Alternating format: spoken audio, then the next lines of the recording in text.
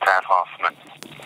An inmate at Washington State Penitentiary. This call will be recorded and monitored. If you wish to block any future calls of this nature, dial 7 now. To accept this call, press 5 now. To decline this call, hang up. Let me just get a blast. Thank you. Good morning. Good morning. Good morning, Mr. Patrick Hoffman. Just to let you know, we heard from Agnes the other day, and you are a very blessed man to have such a passionate woman advocating for your freedom. Yes, thank you. I called concerning that and have a little request for you. Okay. Since I've been watching the news with the president and having the FBI having moles in his campaign structure and stuff when he was running for president and things like that.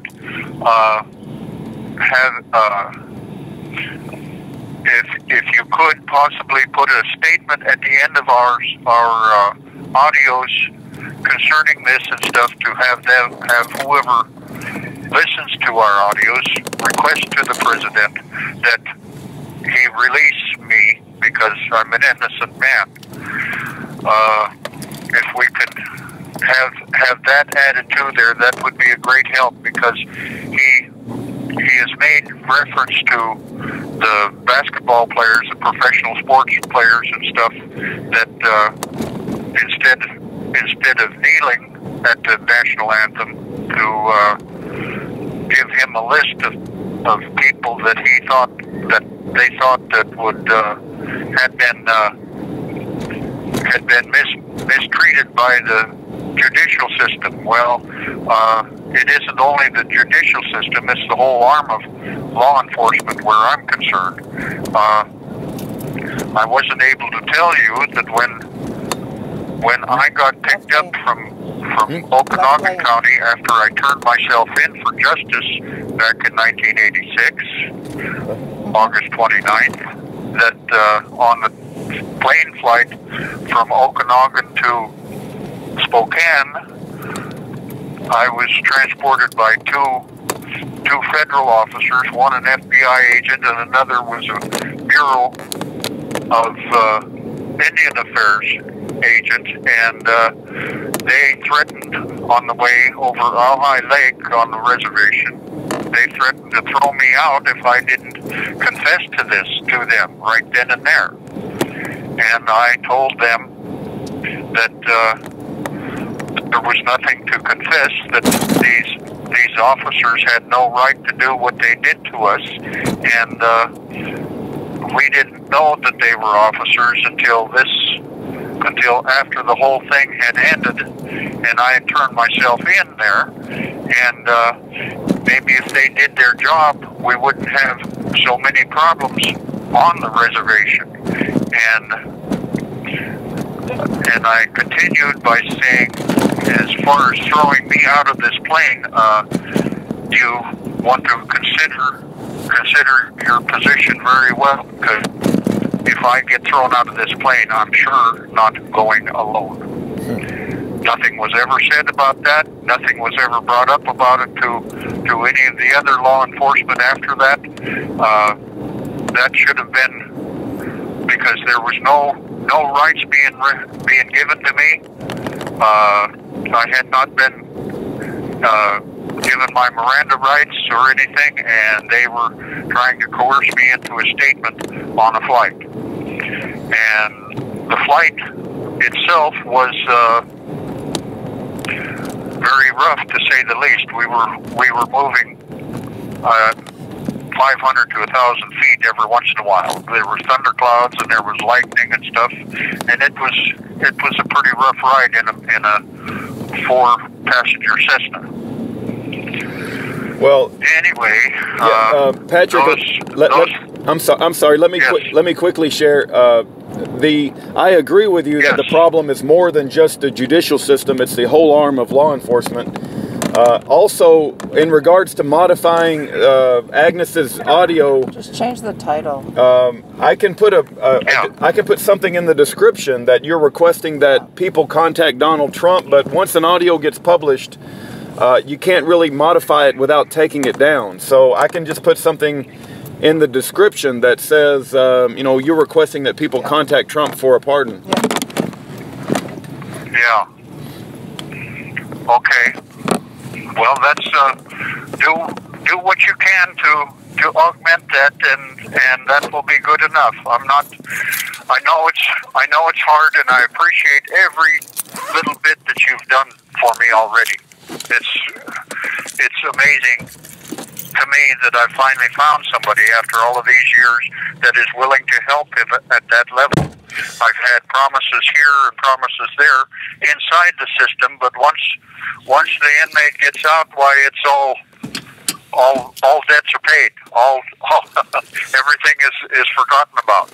You know, there's a story about Joseph in the Bible. He was in prison, I think, for many years, and there was a cupbearer and a baker, and they got out and they forgot about him. But you know, there was at least one of them did remember him later on. But I understand. It sounds like you've probably met a lot of people in prison, and when they get out, they say they're going to do things for you, and they probably forget about it once they get out. Well, and I'm the kind of person that's helpful anyway. Yeah. And when I help somebody out, when they ask me, is there anything I can do in return for you, I tell them that. Help me to get out when you get out. After you get out and get your feet under you and get settled and stuff, think of me and do what you can to try to get me free. Yeah. And that's where it goes. So, you know, another thing. Anyway, I'm sorry. Yes, One other thing I wanted to share when she told your story, and I think you covered it as well, is this attitude of the police officers to cover up for each other and to lie for each other, because they consider us versus them. So they will get together and lie about a situation in order to send you to prison in order to cover up for each other. And I see that happening. I see that happening multiple times, many different situations. Yeah. Well, maybe there's something that you can add to that before that, or whatever, on a separate level. I don't know how it works. All this computer stuff has taken place since I've been locked down.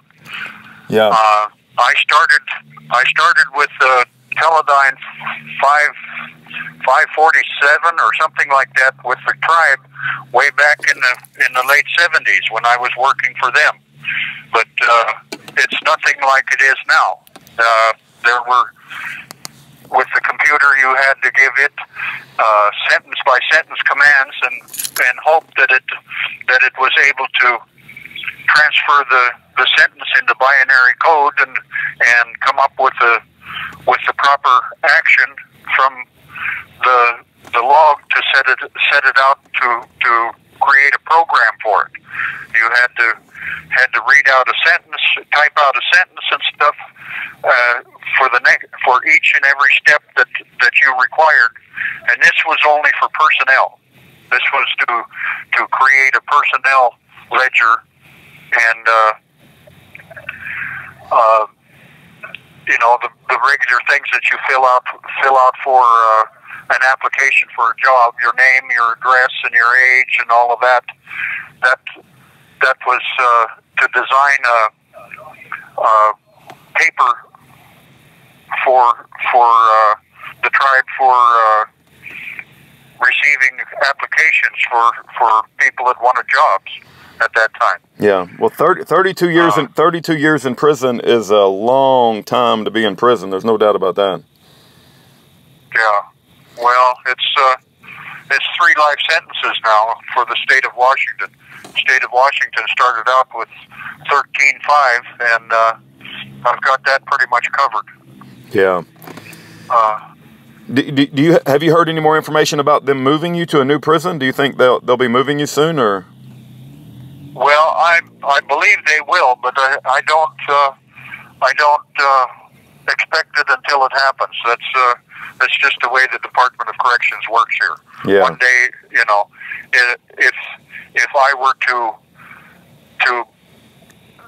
infracted for offending one of their rules or something like that, it wouldn't take them 5 minutes to move me from my cell to the hole.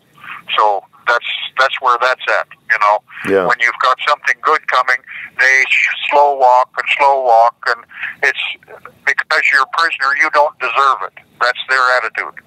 Yeah. You deserve punishment. You're a prisoner, and we're the Department of Corrections, and we're here to see that you receive every bit of punishment. That's the whole attitude. Yeah. Yeah. Well, I've only ran into two people. Let me quickly ask. All the time that I've been down. Yeah. I don't mean to interrupt you.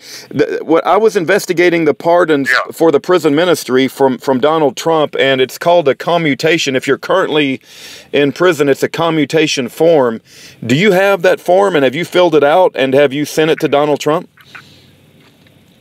No. You know, I might need. I'm gonna print off the commutation form from the Department of Justice website and mail you a copy. I'll get that in the mail. Probably go out tomorrow. Okay. And that'll be fine. Thank you. And your conviction was at the federal level, right? Because Donald Trump cannot pardon at the state level; he can only pardon at the federal level. So you. No, it was They moved it from the federal level to the state level, but the federal prosecutor pulled himself off the federal dockets and had assigned himself as a special prosecutor in our case.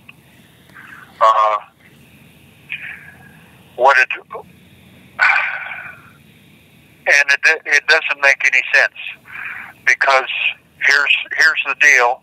The tribal council asked Doug Bull, who was prosecutor before Burchard, and Burchard was running unopposed for that position in this fall time. From there until November, the first Tuesday in November, he was running unopposed, and when we got placed in custody in Okanagan County again from the Spokane level, he came to me when we had to appear in court and gave me the paperwork and says, "I'm sorry about this. If it were up to me, you two would be free now. But I am leaving office, and this new one has been told to do this." And I says, "Told by who?" And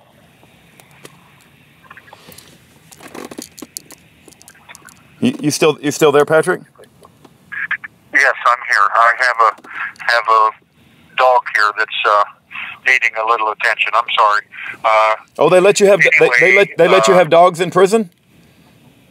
Well, there is a dog program that we try to train some dogs so that they're not all killed.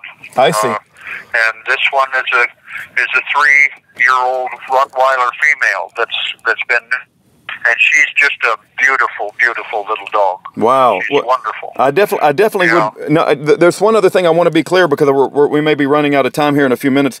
Earlier, you said to make sure that Donald Trump knows that you're requesting a pardon from him. But if your conviction was at the state level and not the federal level, it's my understanding, and I'm not a lawyer, but from what I understand, only the governor of Washington can pardon you. It's not the president, because he can only pardon federal cases. Is that your understanding too, or? Well, I have a problem with that, because I have had to go to the federal level with a PRP requesting a complete review of everything that had occurred in my case over the last 32 years, and stated about having to pay for cost of incarceration and victims' compensation, and there are none of my victims ever receiving anything that I have had to pay out. And the DOC does this in this state, and this state alone.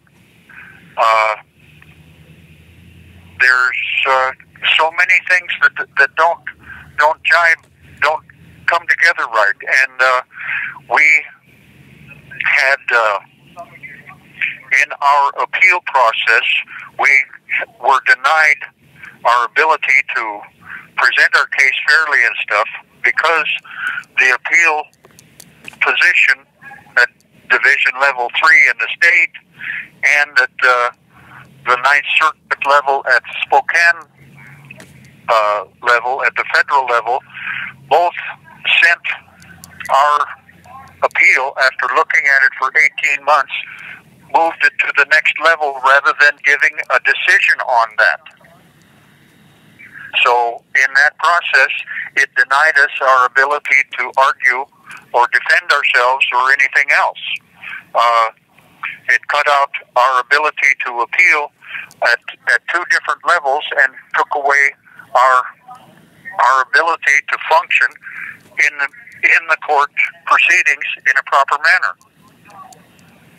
And that's what I'm appealing to now, is that these new incidences, especially the three bullet casings that are in evidence still, supposedly at Okanagan County court systems, and the paperwork that Elmer was supposed to have gathered and copied and turned in to the court, and that's supposed to be under sealed holding in the judges' chambers. I don't know that it is, because Mr. Burchard, on his next election run, ran unopposed as a judge in that county, and I think that part of that was to obtain that paperwork and destroy it. Okay, so is it, I want to be clear, is it your desire that people write to the governor of Washington or to the president, or both? Maybe they should write letters to both? Yes, I think that would be adequate. Okay. I have put in the pardon petition for clemency to the governor in 2016, and it expired this last year in June, and I haven't tried anything more, because our appeal process in this state does not work. They have several people on a